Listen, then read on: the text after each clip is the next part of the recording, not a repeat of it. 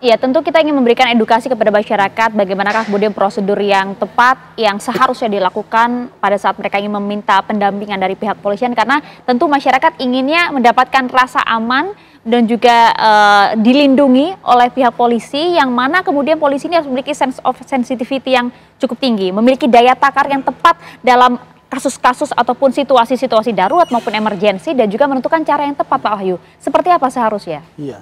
Kalau pertanyaan ini, saya ingat betul dosen saya dulu, Profesor Septo Raharjo, pesan sekali ke saya, kamu besok kalau ketemu dengan polisi, waktu itu saya belum ketemu dengan polisi, karena belum dosen polisi, beliau bilang rumus polisi itu O2 plus H, otot, otak, hati nurani.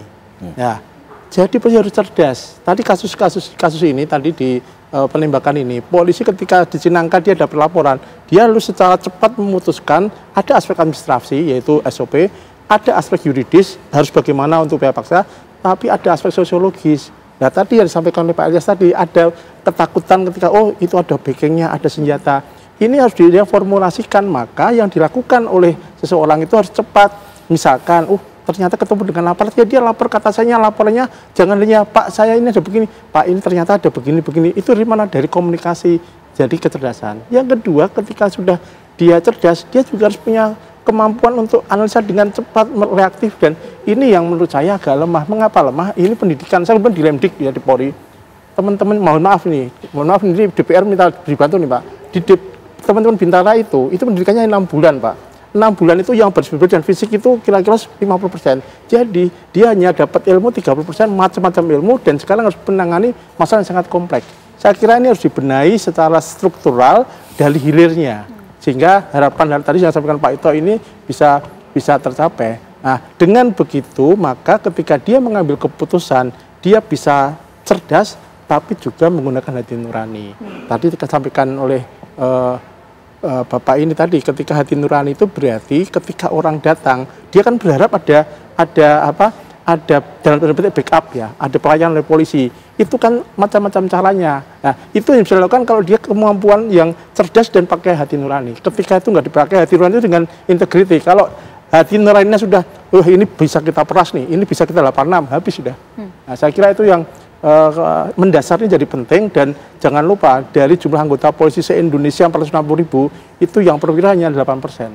Jadi 90% lebih itu, mohon maaf, pendidikan yang sangat terhadap masyarakat juga harus paham mengenai hal ini, sehingga harapan kita dengan adanya kemajuan teknologi, kemajuan pengetahuan, harapan masyarakat yang semakin tinggi, saya kira polisi juga harus dibantu, didorong dengan selain soal pendidikan juga sistem. Tadi Pak Ito minta kepada para yang terhormat yang di DPR ini membuat aturan-aturan, karena tadi ketakutan untuk mengambil keputusan itu juga banyak muncul Pak. Misalkan tadi ketakutan, ini faktor sosiologis ini, kadang-kadang nggak diperkirakan orang, kan, maka polisi kadang-kadang mohon maaf ini ada yang lebih baik saya menghindar daripada nanti saya jadi masalah baru. Selain dengan pimpinan juga dengan masalah publik. Nah, hal ini saya kira harus bisa diputuskan secara komprehensif nih Mbak. Itu dia analisa yang tepat ya Pak Hairul Fahmi ya.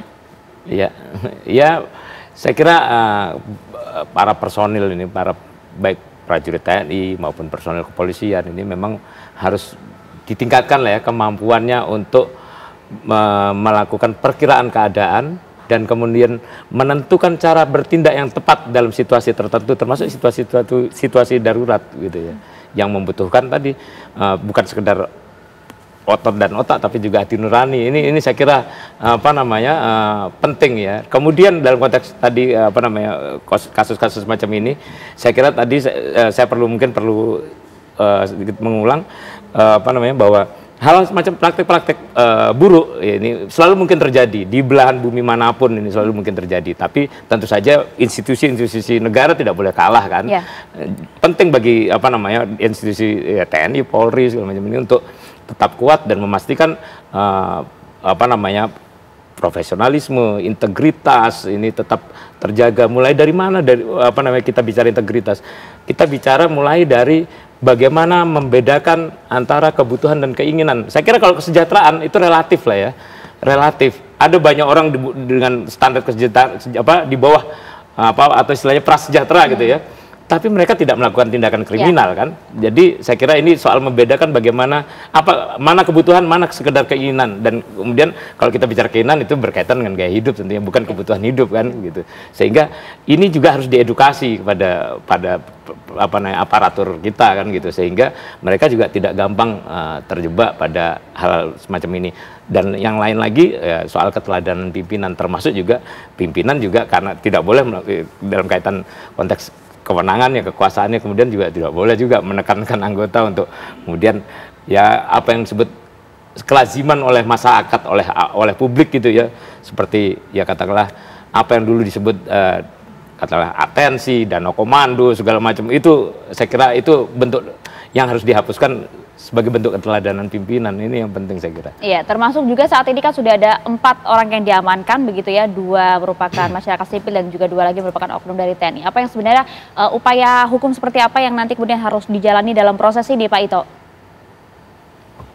Iya, yang pertama tentunya jelas masyarakat memerlukan transparansi ya Mbak ya. Harus jelas dibuka mengapa ini bisa terjadi. Kemudian tadi saya sependapat dengan Prof. Wahyu. Saya pada saat menjabat dulu selalu mengingatkan pada anggota menegakkan hukum itu tidak hanya berdasarkan undang-undang tapi juga hati nurani. Nah ini sekarang sudah ada jalurnya Mbak ya, atau landasan hukumnya, itu restoratif justice. Jadi kita mungkin pernah dengar ada satu kasus seorang ibu yang mencuri atau mengambil beberapa keping buah kemudian harus disidang ya. Saya kira ini betul kata Prof. Wahyu, hanya sekarang bagaimana anggota itu melaksanakan diskresi, tetapi dia tidak ada kekhawatiran melaksanakan atau akan terkena sanksi. Kalau dia betul-betul diatur dalam satu peraturan perundang-undangan. Nah, kembali tadi disampaikan oleh Pak Fahmi ya, kalau nggak salah itu memang anggota daripada TNI ini kan macam-macam ya Mbak ya, oknumnya. Ada yang mereka sudah terbiasa, biasanya kalau membawa senjata itu tentu itu ada aturannya juga. Jadi SOP yang dilanggar ini tentunya dilanggar oleh oknum. Nah ini harus transparan dibuka kepada masyarakat. Sebaliknya bagi kepolisian, sindikat ini harus dibuka untuk masyarakat aware ya. Masyarakat bisa mengetahui, bisa mengantisipasi jangan sampai ini terjadi, terutama bagi mereka yang berusaha di bidang rental. Saya kira kasus ini bisa menjadi sesuatu yang pelajaran bagi kita semua melalui media, dibuka secara jelas termasuk daripada sanksi hukum yang diberikan kepada pelakunya. Demikian Mbak Maria. Iya, Pak Hasbi, evaluasi DPR seperti apa nanti?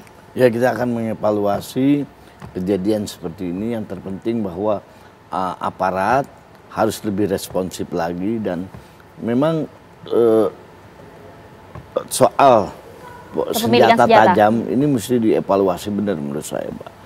Karena orang berbeda kalau mereka itu megang senjata atau tidak megang senjata, diberikan kekuasaan atau tidak punya kekuasaan. Jadi itu faktor akhlak, kalau mohon maaf, faktor mental. Nah, ini mesti dievaluasi, dilihat psikolog orang tersebut. Karena kejadian-kejadian seperti ini karena salah satu faktor menurut saya, karena dengan gampang ini memberikan senjata. Jadi senjata kepada, betul kita hak bagi TNI, bagi polisi, tapi diberikannya itu kalau keluar bagaimana kalau dia tidak diberikan? Diberikan di waktu dinas saja, kalau di luar dinas tidak, itu yang mesti kita evaluasi menurut saya. Itu yang nanti akan dievaluasi oleh DPR ya? Lagi reses kalau sekarang ya Pak ya? Oke, terima kasih banyak Pak Hasbi, terima kasih Pak Hairul Fahmi, terima kasih Pak Wahyu, dan juga Pak Ito sudah bergabung bersama kami di Apa Kabar Indonesia Malam. Sekali lagi ini menjadi pembelajaran untuk kita semua. Harapannya diskusi ini menjadi edukasi agar masyarakat tahu betul apa yang seharusnya dilakukan dan juga bagaimana respon dari polisi agar hal serupa tidak kembali terjadi.